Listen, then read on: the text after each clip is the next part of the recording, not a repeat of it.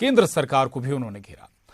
आगे बढ़ेंगे और रायपुर से बड़ी खबर है। राज्य सरकार पर रमन सिंह का बड़ा हमला। आरक्षण पर पूर्व सीएम रमन सिंह का बयान। राज्यपाल को जानकारी नहीं दे रही है सरकार। 10 बिंदुओं पर आज तक जानकारी नहीं दी गई। जब तक जानकारी नहीं मिलेगी हस्ताक्षर कैसे होगा? गवर्नर उस पर हस्ताक्षर कैसे कर सकती हैं? क्वांटिफाइबल डेटा पर कांग्रेस आज भी मौन है। भूपेश बघेल को कांग्रेस की चिंता करनी चाहिए, ये कह रहे हैं पूर्व मुख्यमंत्री रमन सिंह। कांग्रेस के विधायक चुनाव लड़ने से भाग रहे हैं। कांग्रेस के विधायक में चुनाव लड़ने की हिम्मत नहीं है। सीएम भूपेश बघेल अपनी पार्टी की चिंता करें। भ्रष्टाचार में डूबे हैं सरकार के लोग, ये आरोप रमन सिंह ने लगाए हैं। कहते हैं कि घोटालों की सरकार है, ये जनता के सामने स्पष्ट हो गया है।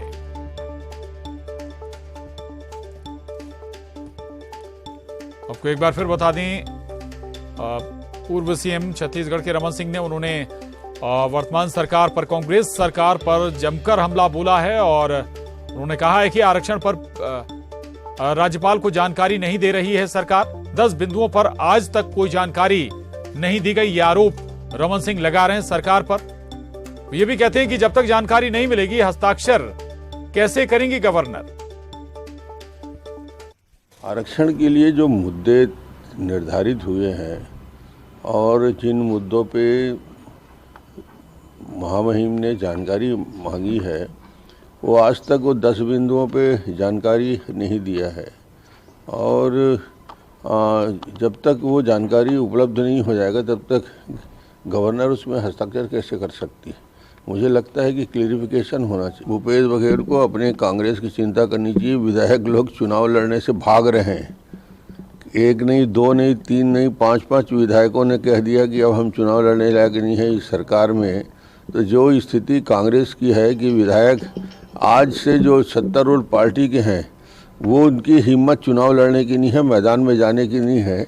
तो अपनी पार्टी की चिंता करें। बीजेपी की चिंता करने वाले बहुत हैं कि भूपेश जी के 4.5 साल के भ्रष्टाचार और जिस प्रकार आकंठ पूरी सरकार भ्रष्टाचार में डूबी हुई है, तो जनता समझ गई है कि किस प्रकार ये सरकार सिर्फ लूट के लिए है, सिर्फ और सिर्फ घोटाले की सरकार है और एक एक चीज़ जनता के सामने स्पष्ट हो गया। और अब तो जो लेटेस्ट रिपोर्ट आ रहे हैं उस रिपोर्ट में तो अब आंकड़े भी आने लगे कि केंद्र के वरिष्ठ नेताओं को कितनी राशि दी गई, प्रदेश सरकार कितनी दी गई, कर्नाटक कितना भेजा गया। तो अब ये सरकार के भ्रष्टाचार से इससे बड़ा सबूत और क्या हो सकता है? तो एक साथ कई मसलों पर रमन सिंह ने सरकार पर हमला बोला है, कई गंभीर आरोप भी लगाए हैं और जानकारी के साथ न्यूज़ 18 संवाददाता युगल तिवारी हमारे साथ जुड़ रहे हैं। युगल, बहुत सारे आरोप लगाए, आधार भी कुछ पेश कर रहे हैं क्या? दूसरा क्वांटिफाइबल डेटा की बात भी कर रहे हैं रमन सिंह। इसके अलावा वो ये भी कह रहे हैं कि 10 बिंदुओं पर जो जानकारी मांगी गई वो नहीं दी गई, जबकि सरकार कहती है, कांग्रेस कहती है कि सारा डेटा इंफॉर्मेशन राज्यपाल तक पहुंचाई गई है।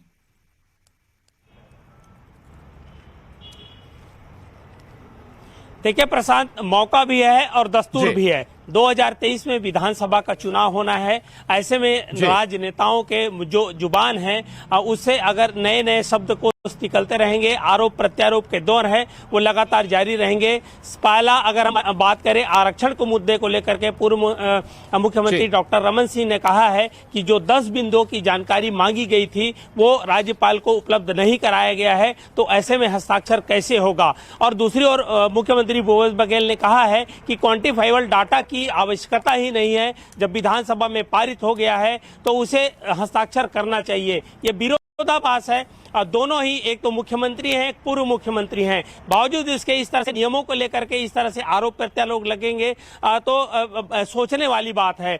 और दूसरी बड़ी बात है, जो पूर्व मुख्यमंत्री डॉक्टर रमन सिंह ने कहा है कि कांग्रेस के जो विधायक है वो चुनाव लड़ना नहीं चाहते। सवाल ये है प्रशांत कि कांग्रेस के विधायक ने कब पूर्व मुख्यमंत्री से कहा या किस माध्यम से उन तक बात पहुंची, ये अलग बात है। तो दूसरी ओर मुख्यमंत्री भूपेश बघेल लगातार कह रहे हैं कि मुख्यमंत्री जो पूर्व मुख्यमंत्री डॉक्टर रमन सिंह हैं उसे तरजीह नहीं दिया जा रहा है। कहीं उसे प्रभारी नहीं बनाया जाता, जब चुनाव होते हैं तो स्टार प्रचारक नहीं बनाए जाते। तो ये तमाम तरह की बातें हैं, सबकी अपनी अपनी दलीलें हैं और अपना अपना तर्क है। इस बीच 2023 का चुनाव भी होना है, सबको अच्छे परफॉर्मेंस करना है। तो ये बात तय है प्रशांत की एक दूसरे पर आरोप प्रत्यारोप लगा करके ये कहीं ये सदी हुई राजनीति का ये तकाजा तो नहीं है, ये देखने वाली बात है। बिल्कुल, आरोप दोनों तरफ से लगाए जा रहे हैं और खासतौर से आरक्षण पर तो सियासत बरकरार है ही और इस पर कोई दूसरा माइलेज ना ले जाए, ये कोशिश लगातार बरकरार है। बहुत शुक्रिया युगल पूरी जानकारी के लिए। आगे बढ़ेंगे, जांजगीर चांपा से बड़ी खबर है। नेता प्रतिपक्ष नारायण चंदेल के बेटे पर दुष्कर्म का मामला, पलाश चंदेल के खिलाफ कोतवाली पहुंची दुष्कर्म पीड़िता। आरोपी की जल्द गिरफ्तारी की मांग को लेकर आवेदन भी दिया है पीड़िता ने। 19 जनवरी को मामला दर्ज होने के बाद से पलाश चंदेल फरार चल रहा है। ये बड़ी खबर है। आपको बता दें कि नेता प्रतिपक्ष नारायण चंदेल के बेटे पर दुष्कर्म का मामला चल रहा है। पलाश चंदेल के खिलाफ कोतवाली पहुंची है जो पीड़िता है और पीड़िता ने आरोपी की जल्द गिरफ्तारी की मांग को लेकर आवेदन भी कोतवाली में दिया है।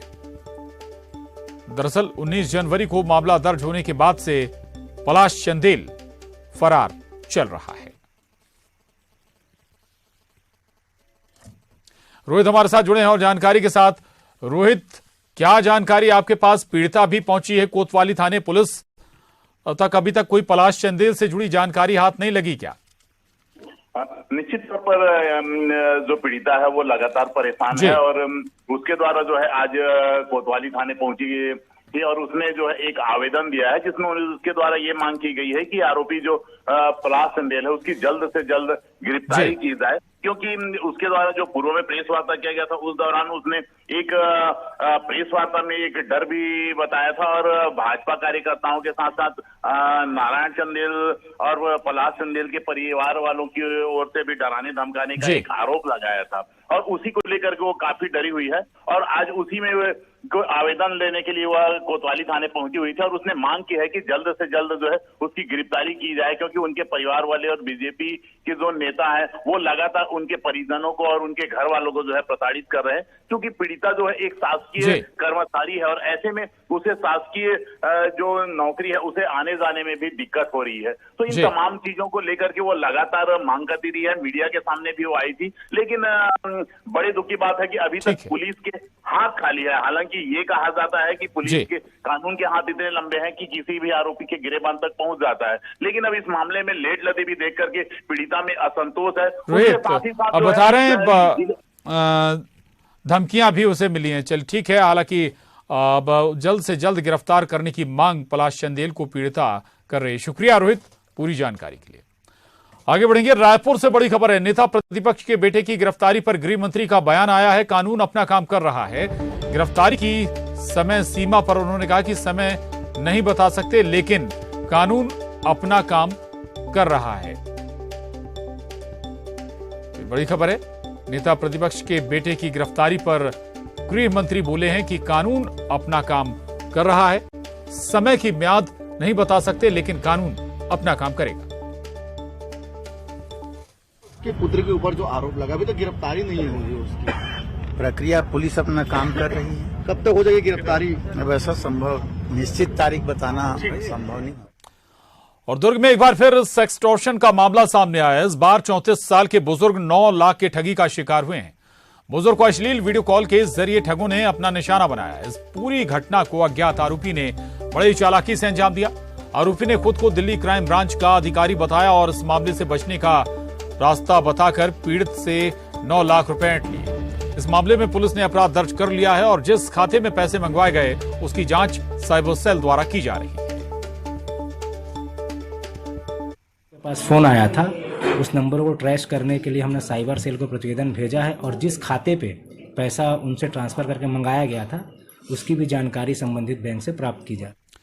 आगे बढ़ेंगे, बिलासपुर में भी सेक्सटॉर्शन के मामले में लगातार बढ़ोतरी देखने को मिल रही है। इसमें अपराधी पहले वीडियो कॉल पर अश्लील वीडियो दिखाते हैं और इसे रिकॉर्ड कर लेते हैं, फिर पीड़ित को ब्लैकमेल करना शुरू करते हैं। ऐसे मामले में ज्यादातर बुजुर्ग लोग ठगी का शिकार होते हैं। सेक्सटॉर्शन की लगातार मिल रही शिकायत के बाद एसएसपी संतोष सिंह ने इस पूरे मामले को बेहद गंभीर गंभीरता से लेने की बात कही है। उन्होंने कहा कि ज्यादातर पीड़ित पुलिस तक शिकायत नहीं करते क्योंकि ये उनके सम्मान से जुड़ा हुआ विषय होता है। अपराधी इसी डर का फायदा उठाते हैं और मोटी रकम वसूल लेते हैं।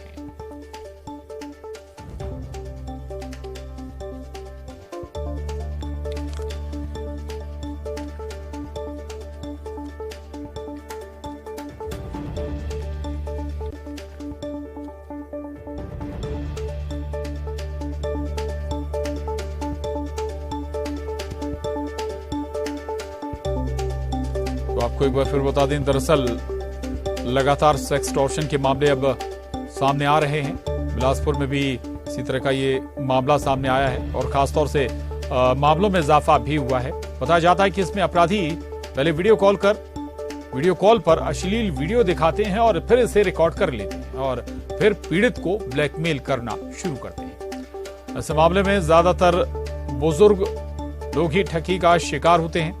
सेक्सटॉर्शन की लगातार मिल रही शिकायत के बाद एसएसपी संतोष सिंह ने इस पूरे मामले को गंभीरता से लेने की बात भी कही है। उन्होंने बताया कि ज्यादातर पीड़ित पुलिस तक शिकायत नहीं करते हैं क्योंकि ये उनके चूंकि सम्मान से जुड़ा मसला बन जाता है और ऐसे में अपराधी इसी डर का फायदा उठाते हैं और रकम वसूल लेते हैं।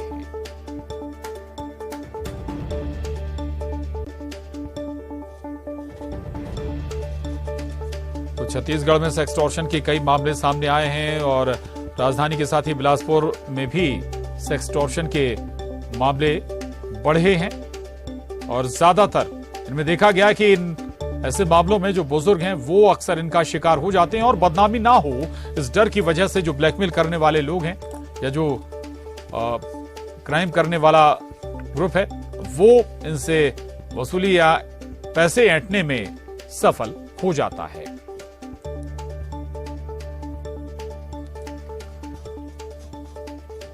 और न्यूज 18 संवाददाता विनोद कुशवाहा बिलासपुर से हमारे साथ जुड़ रहे हैं, मिथिलेश ठाकुर दुर्ग से हमारे साथ जुड़े हैं। विनोद, लगातार मामले बढ़ रहे हैं सेक्सटॉर्शन के, लेकिन सवाल यह कि पुलिस अपने स्तर पर भी कुछ कर सकती है क्या? कोई हेल्पलाइन जारी करे और अगर ऐसे मामलों में तो इससे शायद कुछ तस्वीर बदल जाए, लेकिन अभी तक ऐसे मामलों में कहां तक पहुंची है पुलिस कार्रवाई के तौर पर?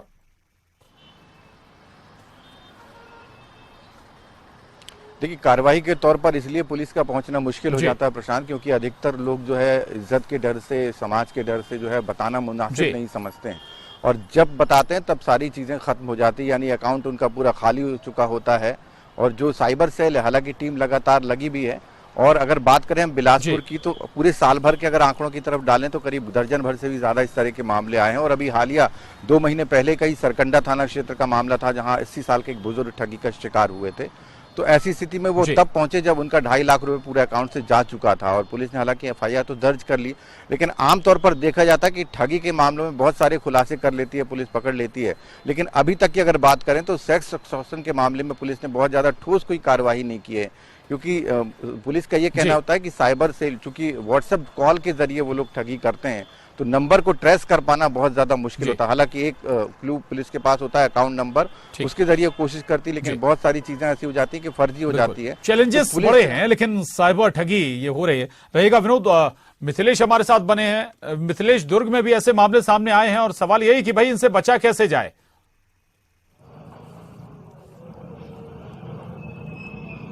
निश्चित रूप से बचने का सिर्फ एक ही उपाय है कि यदि हम मोबाइल फोन का इस्तेमाल कर रहे हैं तो काफी सावधानी पूर्वक करें। प्रशांत, मैं बताना चाहूंगा कि पिछले साल की घटना है कि जब एक व्यक्ति ने इसी तरह से गैंग के माध्यम में फंसने से उसने फांसी लगाकर आत्महत्या कर ली थी। उसके बाद पुलिस की विवेचना में आरोपी पकड़े गए थे। ये पूरा गिरोह जो है वो काम करता है, हरियाणा के मेवात का रहने वाला था, मुख्य आरोपी पकड़ा गया था। उसके बाद ये भिलाई में दूसरी घटना सामने आई है जब 64 वर्षीय बुजुर्ग ये सेक्सटॉर्शन का शिकार हुआ है। अभी इस पूरे मामले में पुलिस जांच कर रही है और अभी जो खाते में राशि की ट्रांसफर किया गया था करीब 8.5 लाख से 9 लाख रुपए की राशि जो है वो पार्ट में करके ली गई थी। ठीक, चले, महत्वपूर्ण है और अब पुलिस की जिम्मेदारी जरूर यहां पर बढ़ जाती है कि ताकि सेक्सटॉर्शन के मामलों पर रोक लगाई जा सके। पुलिस भी अपने स्तर पर कुछ कोशिशें कर सकती है। शुक्रिया मिथिलेश। विनोद, आपका भी धन्यवाद। आगे बढ़ेंगे और बड़ी खबर है रायपुर से। मुख्यमंत्री भूपेश बघेल का रमन सिंह के बयान पर पलटवार। रमन सिंह अपनी टिकट की चिंता करें, ये कहना है सीएम भूपेश बघेल का। मुख्यमंत्री होते हुए अपने बेटे को टिकट नहीं दिला पाए। अपनी चिंता करें, हमारी करने की कोई जरूरत नहीं। चोरी डकैती कर नहीं पाए, विधायकों को तोड़ नहीं पाए, तो इस प्रकार की बात कर रहे हैं। और फिर रमन सिंह जी अपनी टिकट की चिंता करें कि पुरेंदेश्वरी देवी जी तो बोल चुकी हैं कि वो छोटा चेहरा भी नहीं है, केंद्रीय नेतृत्व तो विश्वास भी नहीं कर रहा है। दूसरा, अभी मुझे जो जानकारी मिली, सारे विधायकों को बोल दिए, जो 14 बचे हैं ना, उसको भी बोल दिएगा तो टिकट नहीं, किसको लड़ाना सोच लो। तो अपनी टिकट की चिंता करे रमन सिंह जी। मुख्यमंत्री रहते अपने बेटे के तो लोकसभा की टिकट दिला नहीं पाए। और देखिए 25 सेकंड 25 खबर।